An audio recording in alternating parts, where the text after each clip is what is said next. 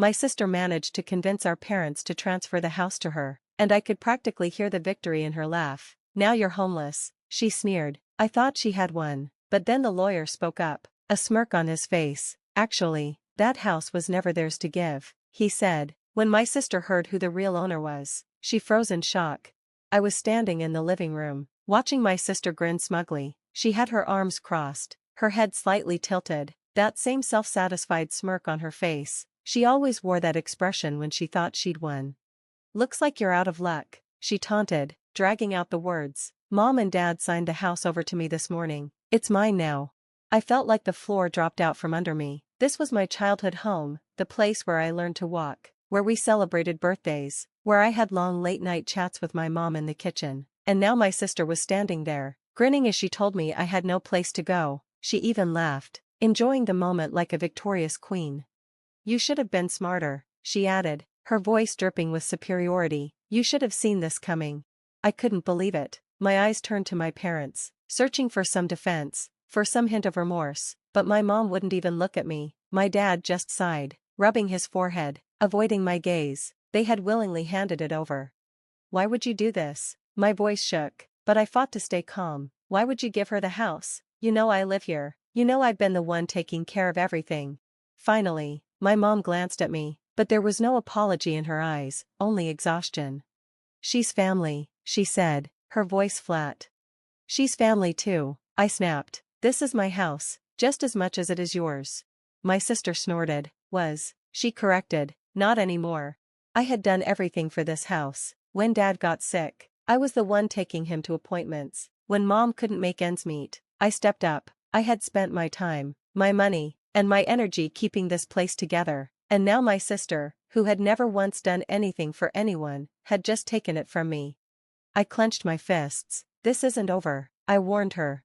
She rolled her eyes, clearly dismissive. Oh, it is, legally. It's mine now. You can't change that. And honestly, you're almost 40. It's pathetic that you're still living here. My hands were trembling. I could barely breathe. She had no clue what she'd just done, and she had no idea what was coming for her. What she didn't know, what none of them had bothered to check, was that the house wasn't theirs to give. And when the lawyer smirked, I knew I had already won. I stopped arguing. I didn't scream or beg for answers. I simply stood there, watching her smile, believing she had won, because she thought she had. She thought she had outsmarted me, manipulated our parents into giving her what she wanted, taking the one thing that mattered. She had no idea what she had done. I took a deep breath. All right, I said, my voice calm. If that's how you want to play this.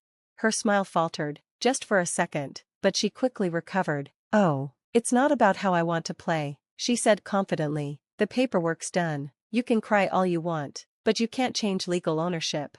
She honestly believed she had cornered me. I turned on my heel, walking out without slamming the door or losing control. I simply got in my car and drove straight to my lawyer's office. My sister may have spent months scheming, but she made one huge mistake. She hadn't checked the actual ownership of the house.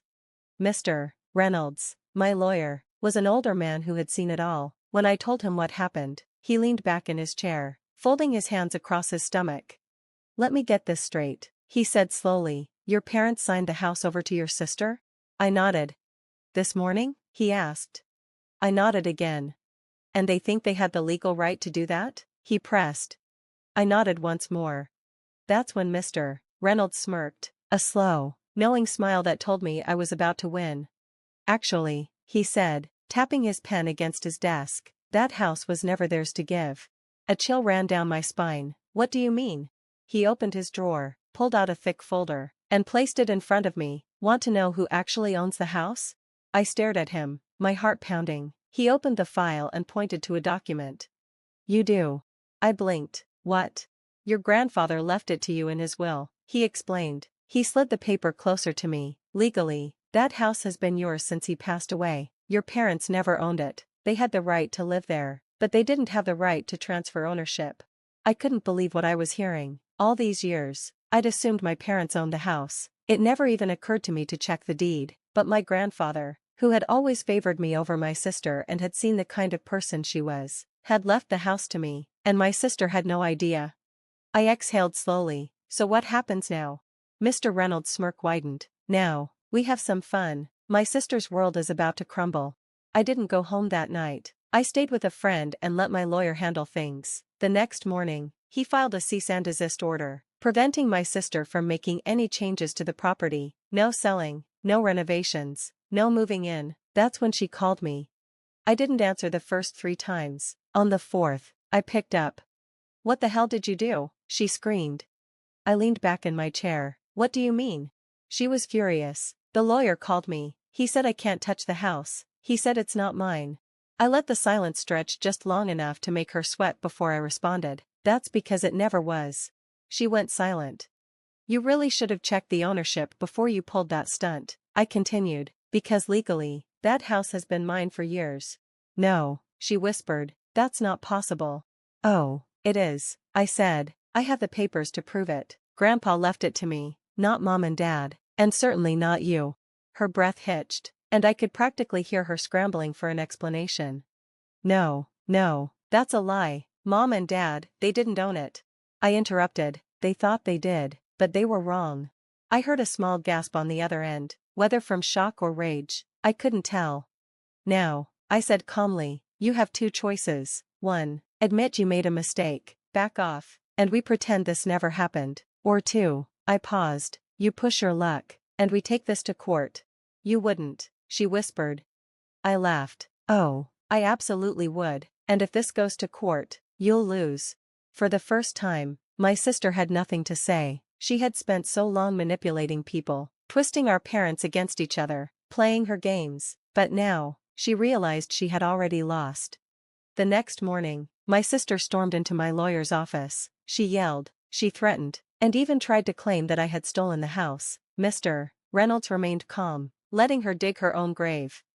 After my sister finished her tirade, the lawyer leaned forward, tapped the legal documents on his desk, and coolly advised her, "You might want to leave now before you make things worse." And that was when it hit her. She sank into the chair, her face drained of color. For the first time, she looked utterly defeated. "This isn't right," she murmured. I folded my arms, meeting her gaze. Neither was trying to steal my house. Her eyes welled with tears as she looked at me, but I already told everyone the house was mine. I had plans. I tilted my head. "That's a you problem." She opened her mouth, closed it again, and that's when I knew, the reality had set in, she had lost.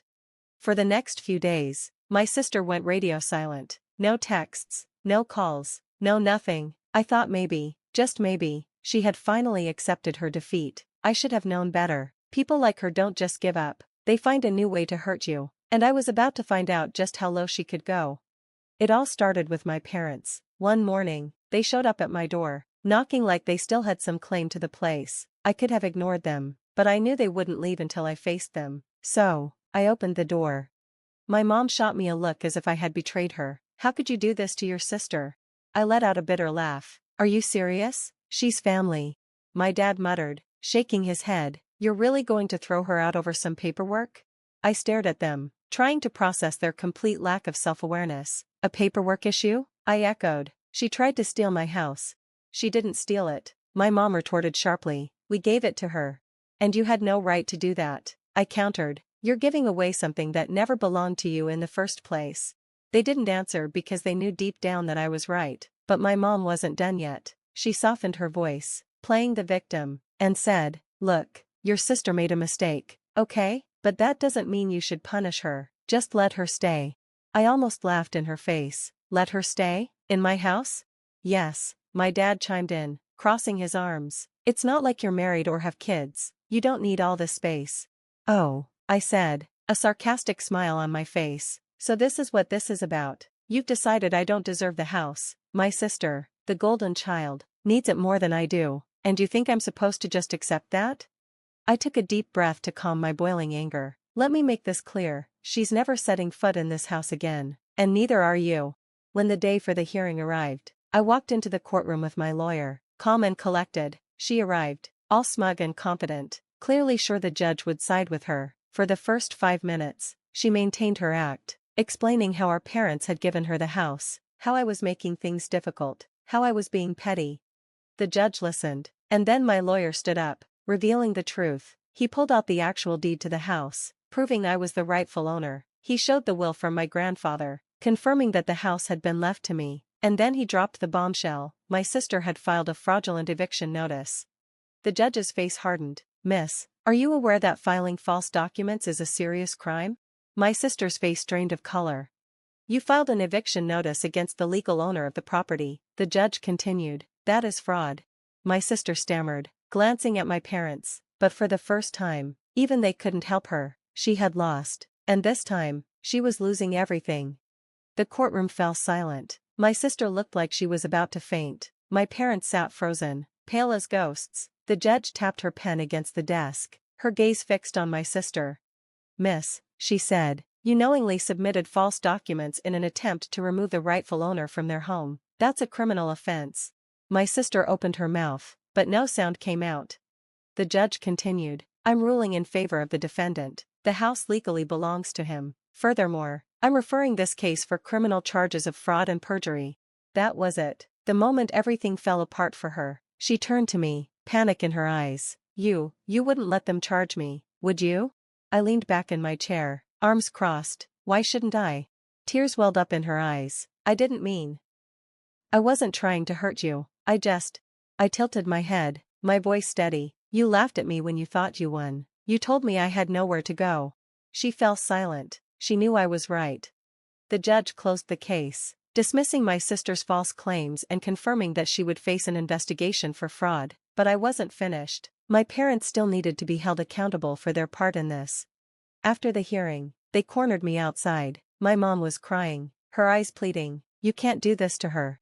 I scoffed. She did it to herself. She's facing criminal charges now. My dad snapped. And whose fault is that? I fired back. I didn't tell her to forge documents. I didn't tell her to steal from me. That was her choice. But she's your sister, my mom insisted. I clenched my teeth. And I'm your son. But that didn't stop you from trying to kick me out of my own house, did it? They had no response. So, I hit them with the final blow. You know what? I said, tilting my head. Since you're so concerned about her, why don't you take her in? I paused. Because she sure as hell isn't coming back to my house.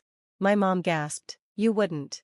Oh, I would, I said, pulling out my phone. In fact, I had my lawyer draft up an eviction notice for both of you. My dad's face turned crimson. You can't evict your own parents. Why not? I shot back. You didn't seem to have an issue trying to do it to me. There was only silence. My mom began to cry, shaking her head in disbelief. Where will we go? I shrugged. Not my problem. They had made their choice. They chose my sister over me. Now, they had nothing.